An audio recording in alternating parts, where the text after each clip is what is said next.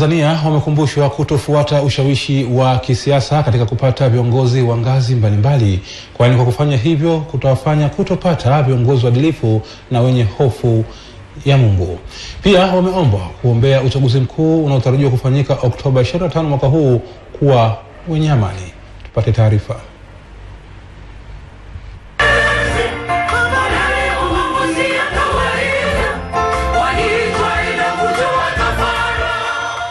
Ni wimbo maalum kutoka kwaya Burka ya mjini Arusha katika kilele cha mkutano wa makambi kwenye kanisa la Waadventista wa Sabato Kirumba jijini Mwanza.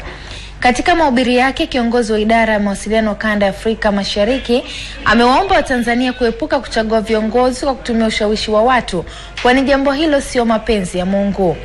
Tunaombea uchaguzi mwema katika nchi ya Tanzania. Bwana asifiwe sana. Na Mungu atatenda maajabu katika uchaguzi huu.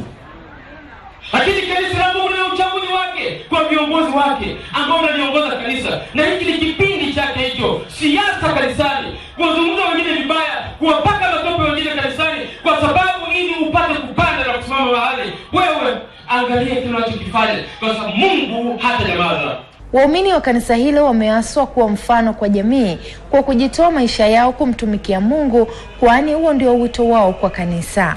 Mungu anatoa wito wa wazi kwa kila mmoja wetu kuhudumu. Bwana asifiwe sana. Anapotenda mambo makuu katika maisha yako, anataka akimaliza akupe nafasi ya kuhudumu pia. Pamoja na ibada hiyo, kanisa hili limetambua mchango wa Meya Manispaa ya Ilemela Henry Matata kwa kanisa la Waadventista wa Sabato na chama cha wajasiriamali na wanataaluma ATAPE.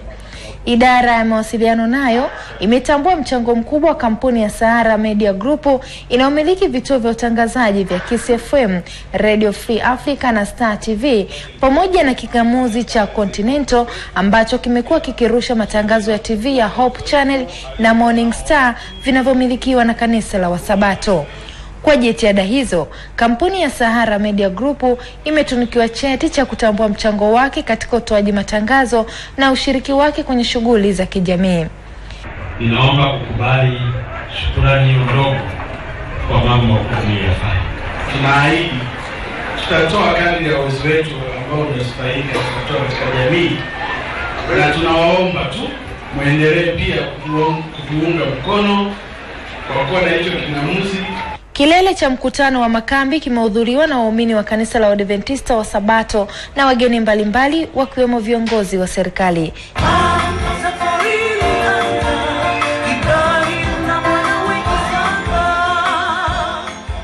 Nyamiti Kayora, Star TV.